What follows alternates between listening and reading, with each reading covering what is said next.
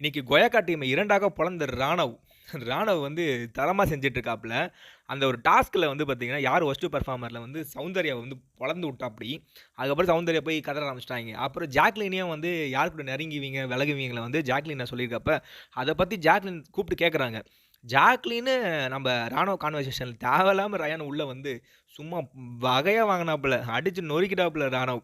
"ஏப்பா நான் உன்ன மாரி கிடையாதுடா. நான் வந்து ஒரு மக்காவே இருந்துட்டு போயிடுவேன். ஆனா யாருக்கும் பெப்பட்டா இருக்க மாட்டேன்னு" சொல்லி, நீ வந்து ஜாக்கோட பெப்பர்ன்னு ஜாக்க பக்கத்துல வச்சுன்னு சொன்னாரு பாரு. யாருக்கு வரும் அந்த தைரியம் சொல்லுங்களேன்?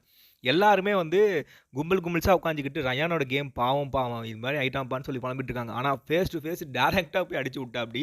ஜாக்குக்குலாம் ஒண்ணுமே இல்ல. என்னடா இவன் கண்டுபிடிச்சுட்டான். ஐய்யய்யோன்னு சொல்லிட்டு இது மாரி இருக்கான். ரயான் தான் எகிறிட்டு இருக்கான். ஆனா ஜாக் பார்த்தீங்கன்னா சைலன்ட்டா இருந்தான். நம்ம விஷால் மட்டும் உள்ள வரலன்னா, இந்நேரத்துக்கு 2 பேரையும் அங்கேயே வச்சு பொளந்துட்டு இருப்பாப்புல. விஷால் வந்ததுக்கு அப்புறம் வந்து விஷால் வந்து ரயான காப்பாத்தி கூட்டிட்டு போறதா வந்து வெளிய சொல்லிட்டு இருக்காரு. ஆக்சுவலா பார்த்தீங்கன்னா, விஷால் வந்ததுனால தான் கொயக்கா டீம் தப்பிச்சது. இல்லன்னா ராணவ் வந்து 1 2ஆ பொளந்துட்டு இருப்பாப்படி.